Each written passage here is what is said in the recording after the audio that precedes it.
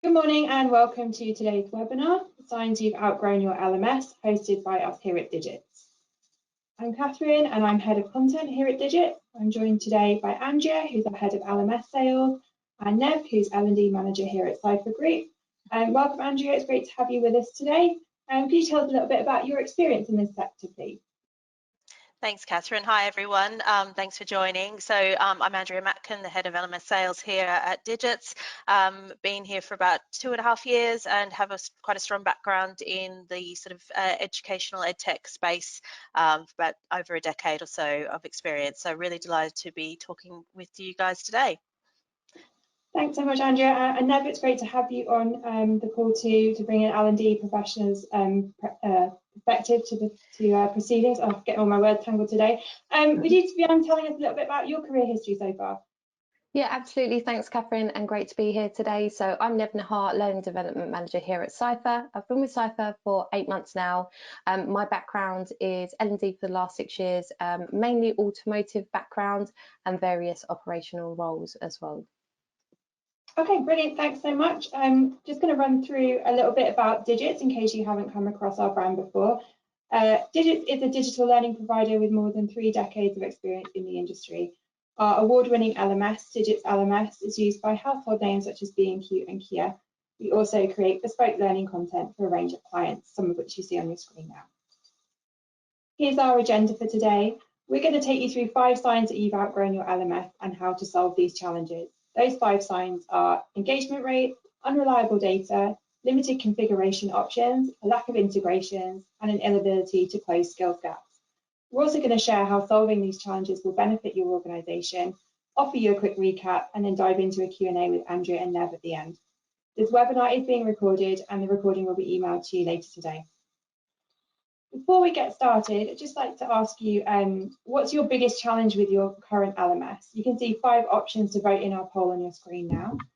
Those are: you can't easily report on data, you'd like to use training data to inform performance management conversations, your life would be easier if your LMS integrated with other business systems, it doesn't reflect your brand, or you wish your people would use it more. So choose one of those 5 options on your screen now to tell us which is your biggest challenge with your current LMS. Andrea, you talked to a lot of prospects who are looking to switch LMS and are assessing the market to find the right fit for their business. What are some of the common challenges that you come across in those conversations?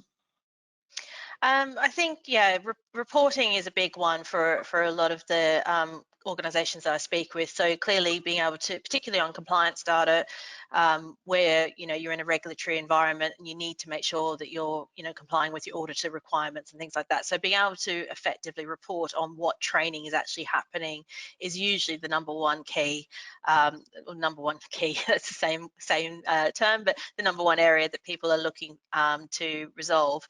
And I think engagement as well, because it is an investment. Investing in a platform is it's a big task, and if you've got that in place, you want to make sure that people are actually using it and getting value out of it. So I think that learner engagement piece is quite key as well. So they're probably the 2 main areas, but there's a raft of other challenges that various organizations are looking to resolve depending on which sector they're in and the like.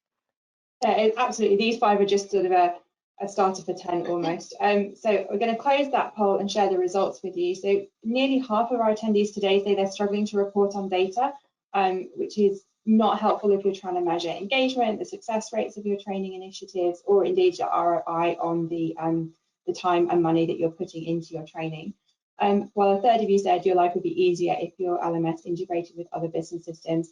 One way that those integrations can assist is in helping to improve that data reporting, so that all that kind of links together. And with that, I'm going to close the poll and hand over to Nev, who's going to kind of set the scene for us. Great, thank you, Catherine. So take it or leave it. So if your answer is no, or you're not sure, or maybe, we are going to cover the following areas to kind of help you understand if your platform is fit for purpose, or maybe a solution, an alternative solution could do more for you. So we're going to cover: are you measuring the right things? Are you making the use of the data to drive the strategy and talent development in your organisation? And do you have the the tools to save time, engage learners, and ultimately evolve your HR and L&D plans. So the 5 key areas to consider: is your LMS essential for your business? And do all of your key stakeholders agree with this view? Do they understand the real benefit for the business of a function of an LMS? Are you investing in your people? And should an LMS be a priority in your organisation? How is your LMS enhancing your organisational strategy? Are you doing any engagement surveys? And how is your LMS supporting your people in your organisation? And thinking about, does your current solution fit with your organisational context and strategy? So Catherine, can we start with the next slide? Perfect. So the first sign in terms of your LMS and is it fit for purpose, we're going to have a look at one of the signs, which would be low engagement rates. So low engagement rates indicate that your LMS is not fit for purpose, and this will likely have an impact on your organisation in terms of return on investment. Some of the indicators that are listed above could be a reason you're having low engagement. So thinking about some of those: lack of learning culture or strategy. Is it more than just compliance training? Understanding the data and what you are measuring, and ultimately why is it that data and why are you measuring that particular thing? How are you engaging your employees? What are you communicating to them? When are you doing that and how often? Are you giving employees a reason to log in? So it's not just, here's some compliance training, we need you to log into the LMS. What are the other reasons? And ultimately, what's in it for them? You know, what's in it for your employees? And thinking about, you know, your stakeholder buy-in and the management support. Within your HR world, this may also impact your overall employee engagement rates across your organisation. So lack of engagement or understanding of what's in it for employees as a tool to develop, learn and grow may also be contributing to the low engagement rates. Next slide, please. So let's talk about improving engagement. Does your LMS do more than just compliance training? Do you use it as a career development tool to improve potential, measuring skill gaps, creating mentoring opportunities, and ultimately succession planning your future talent pool? Part of improving engagement is not about just making employees aware, but getting employees to understand what's in it for them. So this could be additional opportunities to grow and developing their knowledge and understanding about topics that are not just about their roles, but also what they might be passionate about. And again, that links into what's in it for them. So one of the examples from my experience, as well-being has always been a really popular topic across some of the organisations I've worked in before, and it's been a really successful way of improving engagement. It's important to think about the look and the feel. How easy is it to navigate your LMS? Employees want to be able to access and develop as easily as possible. So is your LMS mobile and data friendly? Can they access it from home in their time? Gamification is also a great way of improving engagement. So thinking about rewards and recognition, but really having a clear idea of what is the purpose? What is it that drives your employees? We see this form in lots of different ways across different organisations. The image on screen is a snapshot for each employee to see the outcome and measure of their engagement. I've had really great success with badges as an example. So I found that my team were highly motivated by their ranking within their team. So could you use incentives as part of the measure about engagement that your employees have shown using the LMS? But ultimately, a lot of engagement, reward and recognition is seen by how your LMS supports colleague career development, having a tangible reward and driving that engagement. Next slide, please. Thank you. So improving engagement. So Benson for Beds, one of our customers, have had some great success. So you'll see here a quote directly from them. You know, people quickly realised that the system had all of the functionality. So that one-stop shop, it's all in one place where they could go in and learn about lots of different things. And this was really a way that Benson Beds created a culture of learning that meant that all of their employees could not only reach their potential, but help everyone understand what they wanted to be as an organisation. Okay, next slide. So sign 2, we're going to have a little bit of a discussion around your data and if your data is unreliable. So when you think about meaningful data, always think about how this links to the strategy. What is the data you want or need to know? What are the specifics you are measuring? You know, is it employee overall engagement? If so, you know, when, how often are you measuring this? How does it also link to the return on investment? And how are you following up communicating these measures? We refer quite a lot to return on investment. You know, most organisations, if not all, will only invest in something that has return. But what does that return mean for you? Is it cost saving? Is it retention? Is it talent attraction? Is it internal promotions? So having a clear indication in terms of what does that return on investment mean to you? And thinking about engagement, and whilst all of those points are really valid, how you engage in your employees to feedback on what's great and what's not working. Ultimately, it's your employees that we're encouraging to go in and use that LMS to develop, to grow. Do you have any tools in place to give your employees a voice in terms of what is and what's not working? Some of the things what I've done in the past is, you know, having working groups, open forums. Do you take the opportunity to use any ratings on the content library as a measure to how engaging some of that content is? And ultimately, it's not just about gathering that feedback, but how you feeding that back to the employees in terms of, you know, you said and we did. Next slide, please. So data capture is also a key indicator. So we've got an example here from B&Q. So looking at the screen now, you'll see that B&Q, just by improving data capture, you know, 73% of their people gave the induction journey 5 stars. So they used a 5-star rating, meaning that it was able to access it really easily, register and use. And given the diverse age range and IT abilities employee at B&Q, this was a great success. And then 87% of their new starters surveyed completed their induction journey voluntarily from home before they even started work.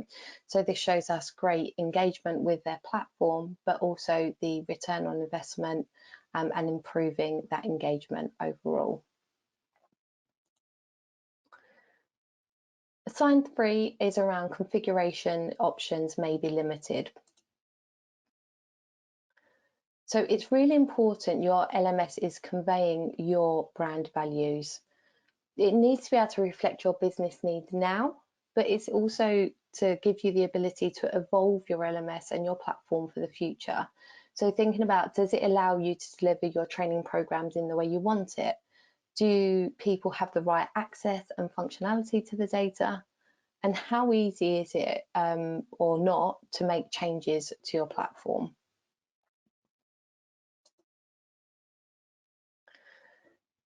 And what does a good LMS look like? So absolutely, ultimately, your LMS should have an acceptable level of customization and configurability that you can look after in-house, so it's easy to manage. But truly only you know, the customer, the organization, really knows what good looks like for you. But in terms of configurability, your platform should be easy to manage and maintain in-house so that you can continuously update and engage your employees. And it should really identify with your organization and its branding. So, Andrea, I'm going to hand over to you. Great. Thank you, Nev. So we've got a few sort of points and food for thought there already in terms of what kind of things to look out for to see if your LMS is fit for purpose. But if we have a look at integrations now, so that was obviously one of the key areas within the poll that we saw just earlier of a sort of pain point for those of you who are watching the webinar today. What does that, what integrations really matter and why do these matter? We've got a few points here just to have a think about when looking at your sort of software integrations, and I'm sure you all have various sort of systems within your IT ecosystems that you would want to kind of connect up with your LMS. So thinking about data accuracy, this is probably the number one key area for any sort of integration. So what information is coming through from your HR system, from your Active Directory, for example. Having the right data coming through to your LMS is not just about time saving, but also making sure that your users get access to the right information at the right time. So enabling you to assign the right content, open up the right sort of areas of the system to the right users so that they can run reports, they can access the right training and so forth. It also links back to that engagement piece that we were talking about earlier. So it will lead to better user engagement purely from the point that the system will remain relevant and accessible to the right people. So, are your learners able to single sign on to the system from other parts of your sort of ecosystem? Are they accessing the right information when they get there? If they don't, learners are going to turn off really quickly. If it's too hard to use, we're all busy people, they're not going to use it. Admin time. We know we're all bogged down with lots of extra admin tasks that we could better do with efficiency. So, not having manual uploading of profiles will be key. Assigning content each time a new starter joins is always a hassle. So if you can pre-assign content based on user profiles, that will save a lot of time. Or even just being able to deactivate accounts automatically when someone leaves the organization, both from a GDPR and security perspective, but also from a licensing perspective, because you want to free that up for your new starters. These automated data feeds will enable you to allow more time to focus on those important tasks, so you're not having to do all that sort of ground level admin work day to day. Then we get onto the bigger tasks of thinking about onboarding. So, if you connect your LMS with your people management tools, you can start embed learning before new starters join your organization. So think about how you can automatically provide access to sort of mandatory e-learning, get people reading those policies, completing those sort of self-directed learning tasks before they join the organization. So on day one, they can hit the ground running and start doing that more sort of people-focused, peer-to-peer training that they might need to do to get them up and running in their roles faster. And overall, connecting with your sort of wider tech stack. So from here, you can enable your employees to continue their journey to develop their skills and their career. You can join up your training with your performance management tools, for example, and start thinking about how you can create that whole sort of virtuous cycle of review and development, building in training opportunities to look at career progression, succession planning, and so forth. By connecting up with other systems also aids that user experience, like we talked about before with the engagement, making it seamless for your employees to move between the LMS and other platforms so they can access all the information that they need to day to day and kind of bring that learning into their flow of work to make it easier to sort of get done week in, week out. So what do our essential integrations look like in that case? So obviously things like we've referred to your HR system, or perhaps you use a CRM. So that's vital for those user data feeds and the accuracy. Think about your communication tools that you use as well. So does a good LMS sort of integrate with things like your Teams accounts or your Zoom accounts so that you can seamlessly deliver like your virtual workshops, for example, and make it really easy for your learners to access the right tools to attend those sessions? Simply put, if your LMS can't integrate with the key HR software and popular communication tools, it may be time to switching to one that can. However, it's not just about HR software and comms tools. Your organization will potentially have a whole ecosystem of technology platforms and services that could benefit from integrating with the LMS. These could include MI tools such as Power BI, so you can create meaningful dashboards and compare your data with other business metrics to get that better sort of return on investment view and sort of impact that learning is having on your wider organization. Or your Active Directory. Think about how you can facilitate seamless, secure logins and data feeds through your Active Directory and other areas of that ecosystem. So lots of different complex integrations are possible. It really depends on what your business is trying to achieve, what that digital strategy looks like overall, and where the LMS fits into that. So finally, we move on to skills, and this is a hot topic at the moment. So let's have a very quick look at what the market is telling us about skills before we delve into this area. So we saw that recently in a bit of research that we did here at Digits, upskilling is one of the second most Googled type of employee training in terms of terms that were searched for. There were just under 5,000 queries per month from July last year to June this year. So that kind of starts to indicate that skills is really on the agenda of a lot of people who are looking up sort of L&D terms. There was an Association of Project Management survey recently done as well that suggested that 3 in 10 workers admit that they have secret skills that they don't use at work because they're not in their job description. And these fell into areas like project management, leadership type skills. When we consider further stats that show nearly a third of people surveyed in the APM survey had previously changed careers due to a lack of upward mobility, whilst a further 35% had seriously considered a career change in order to have more opportunities for progression, then the last figure here from the CIPD is particularly worrying in the battle to retain talent. So 1 in 5 workers were likely to quit their current role in the next 12 months, compared with 16% in 2021. So that really suggests that, skills development is definitely on the agenda for both organizations and employees. What these also highlight is that underutilized skills could also be representing a risk for business when you're trying to retain that top talent and looking at succession planning. So how does an LMS give you the right tools to manage this, or does it? So have a think about this when you're looking at your current LMS. So how easily can you identify those skill gaps? Does it give you the tools to identify those gaps and perhaps the hidden talents where you could be redeploying some of those skills within your current functionality? And more importantly, can you then align these with training opportunities to help develop the gaps and build people's sort of skill sets across the organization?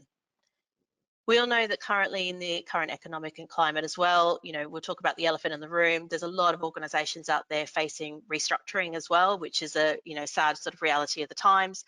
So if so, how will you best know where the redeployable skills are? Are you going to have to kind of create efficiencies within your current workforce and get people to maybe take on slightly more responsibility? How are you going to identify that? And again, do you have the tools to enable you to do that? But thinking on the sort of more positive side, how are you going to get the most out of your workforce and provide them opportunities to develop so that you can retain that talent? Having the right tools to open up development opportunities at the right time in someone's career journey is vital. Offer it too soon and it won't be relevant. Offer it too late and you might lose that person to another organization. And this is why it's so important that your LMS gives you the insights and triggers that you need to push out the right training to address the most pressing skills development needs at the right time. So how does then a good LMS help you conduct a skill gaps analysis? First and foremost, before we even get into the LMS, having clear competency frameworks and job descriptions for key roles is going to be vital. Now, we all know this is a massive project in itself if you haven't already got it in place, but it is such a crucial foundation for analysing skills and competencies across your organisation in a structured and strategic way. However, once you've got those in place, look for a platform that will enable you to have tools that can incorporate those sort of frameworks and use those tools to assess skill gaps. Think about, how it's not just about self-assessments, but all that 180, 360 assessment as well. So you get a truly objective view of someone's skill set, looking at where the gaps are, where the talents are, and ultimately providing that conversation starter for your review process. Once you've kind of got this analysis and the data to kind of suggest where those gaps and talents lie, think about how you can then easily connect that to training to facilitate in-role development, look at succession planning, look at performance improvement. And then you can start to think about comparing those analyses year on year to track that development and make sure that that training is landing in the right way, that it's impactful, and that it's delivering on those business objectives that you need to achieve. Ultimately, your LMS should be able to help you to identify those skill gaps and really enable you the ability to retain your talent, particularly in the competitive labour market, but equally also look at how to redeploy your workforce if you are in the situation of having to kind of either downsize or restructure within the current economic climate.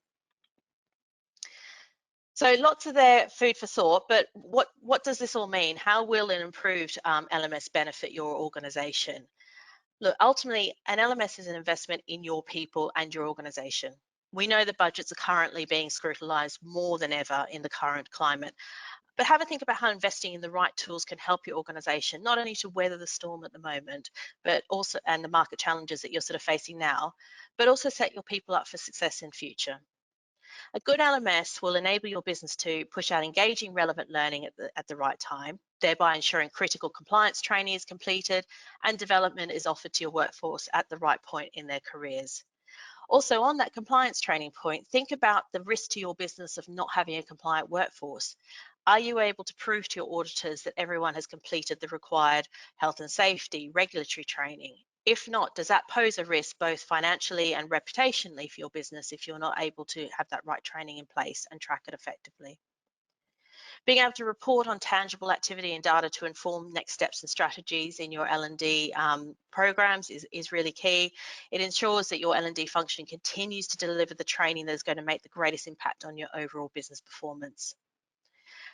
An LMS will create business efficiencies by automating those processes and notifications to reduce admin and provide more time for those proactive tasks. So rather than your L&D team sitting there with spreadsheets, sending out manual emails, joining instructions, trying to track when certifications are due for renewal, let your LMS do the hard work for you so you can actually focus on those strategic tasks that are going to make the biggest difference. Being able to also quickly highlight areas for development to inform talent retention and succession planning strategies to ensure you always have those right resources to deliver on business objectives and goals is going to be key. And being able to easily report on tangible successes to improve your employer brand, which can be then used to help attract new talent. So by being able to push out that messaging through your social media channels, through your other sort of recruitment channels, to sort of show how you're really focusing on people's development, that you're committed to that, and that is actually resulting in people being able to develop long-term careers with your organisation, is such a powerful message for a lot of candidates that are out there looking for new jobs. And finally, we need to be able to future-proof everything that we do in our business. And that goes beyond the LMS. It goes beyond all your sort of systems and making sure that they're adaptable and ready to help you weather the ongoing changes, because we know we've been through quite a few changes in the last few years. We're going to continue going through a number of changes, and having those systems that can flex and adapt for that is going to be key. So here at Digits, I mean, we've been on this journey with a number of customers. We know that these are some of the key areas of concern, and we've very much seen the challenges firsthand that our customers are facing, particularly in the current economic climate. Finding an LMS supplier who is willing and able to work with you as a strategic partner is going to be really key.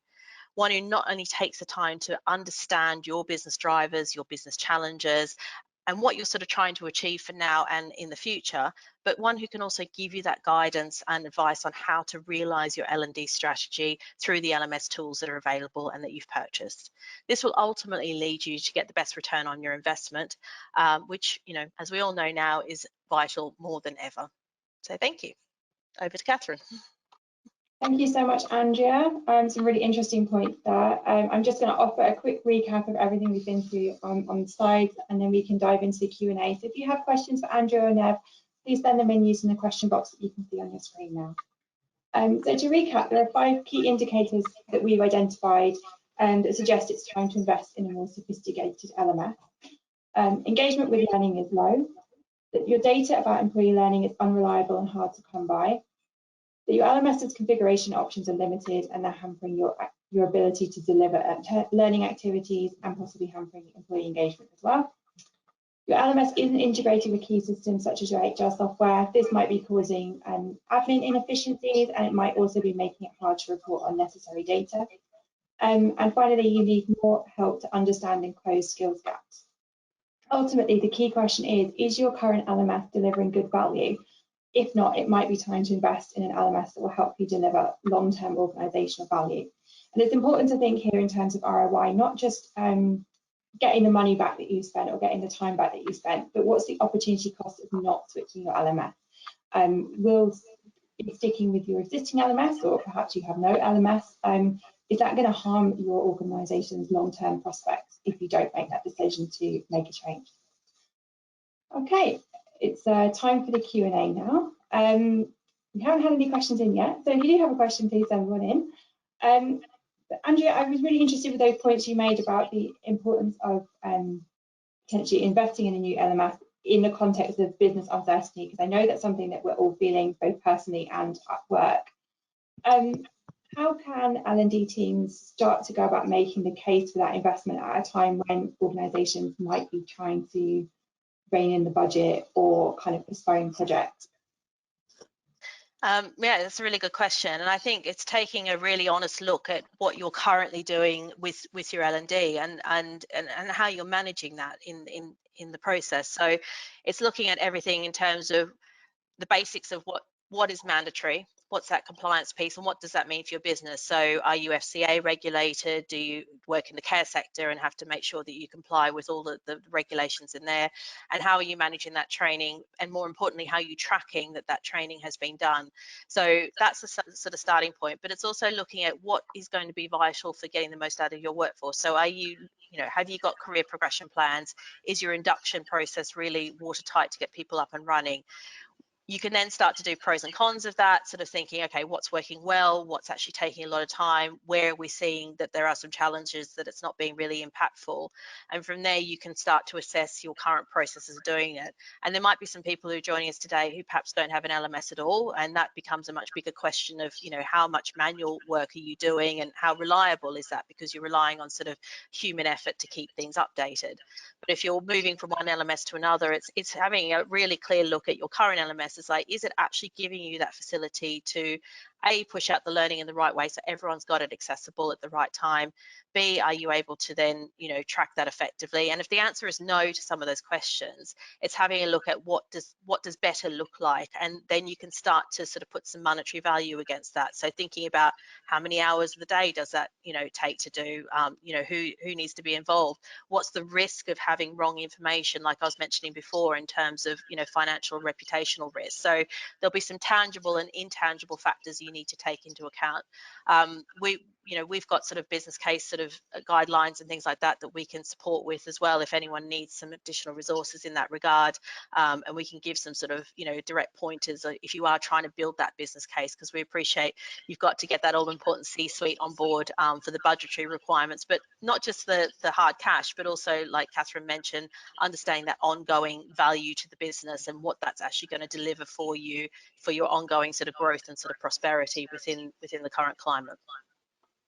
Yeah, absolutely. And now, from a practitioner's perspective, is there anything you'd add there about approaching those conversations or pulling together that evidence and making that case?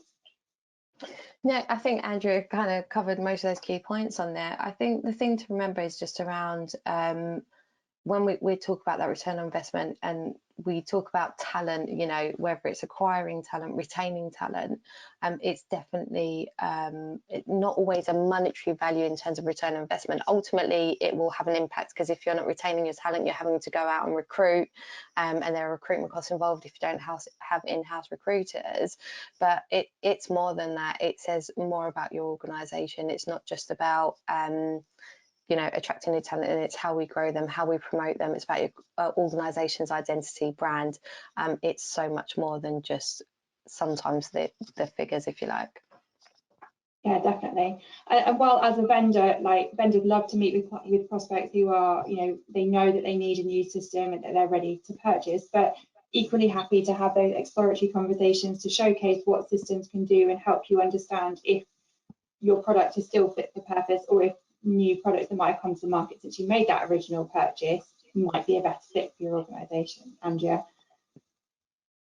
Yeah, no, absolutely. And I think it's always good to keep abreast of the market and what's, because everything, like your business is changing, the market is changing as well. And there'll be new technologies or new ways of doing things with platforms that are out there. And that goes for any platform really that you're using. It's always good to kind of have a bit of a refresh and check that's out there. And there's various sources that you can do that. We've got the upcoming World of Learning and Learning Tech forums in Birmingham and London, respectively, in the next couple of weeks, which are a great sort of starting point. It's sort of a stress-free way of being able to go around and have a look at what's going on in the market and sort of get a pulse from not only the suppliers who are there, but other delegates who are there, get their opinions on what's working for them, what's not working.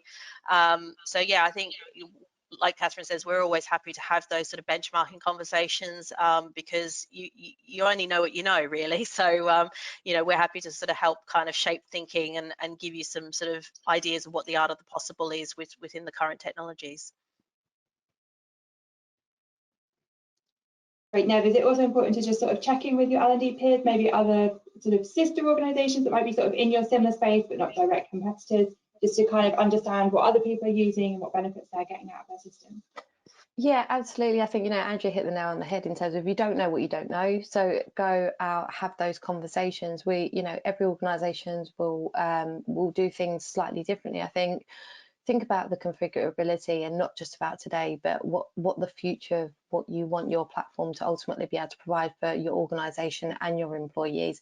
Absolutely, there are lots of different organisations using lots of different LMSs in lots of different ways. I think it's just, the art of the possible. Go, explore, see what's out there. And I think, like we said, have those conversations. We're happy to have those conversations and provide that support. I know that when I was going to tender 4 years ago now for an LMS platform in the previous organisation, I literally didn't know what I didn't know, and it was all about compliance training and how can I prove to an auditor that we'd done all of this stuff. But it is so much more, and thinking about employee retention and giving people an opportunity not only to grow and develop in their own roles but to progress is so important, and it is so much part of the conversation now, in terms of what's in it for me as an employee, how you can help me and support me and grow me. I think that's a great point to end it on, Nev. Thank you so much. And as Andrew mentioned, if you want to find out more from Digits, we'll be at both the World of Learning and the Learning Technologies Autumn Forum events in Birmingham and London next month. You can find out more information if you just give those a Google. Or if you want to learn more about Digits LMS, opt in using the exit survey that you'll see on your screen after this webinar ends, or you can drop Andrea a line directly. Her email address is on the screen now, and we'll be happy to open up those conversations with you. Thanks for joining us today. If you're watching live, a recording of this webinar will be emailed to you shortly, so you can go back and visit it at any time. Our next webinar is actually going to dive deeper into skills development, which is one of the areas that we've discussed today and seems to be of particular interest. In November, we'll be launching a new report which is discussing how HR and L&D teams can align more closely to develop skills among their employees more effectively. You won't want to miss that one, so register now at bit.ly/digitskills. Thank you so much to Andrea and Nev for joining us today. I really appreciate you spending time with us and sharing your expertise. And thank you everyone for joining us live today. It's been great to have you on the call. We hope you enjoyed it and found it useful, and to see you again at another Digits webinar soon. Take care. Goodbye. Bye.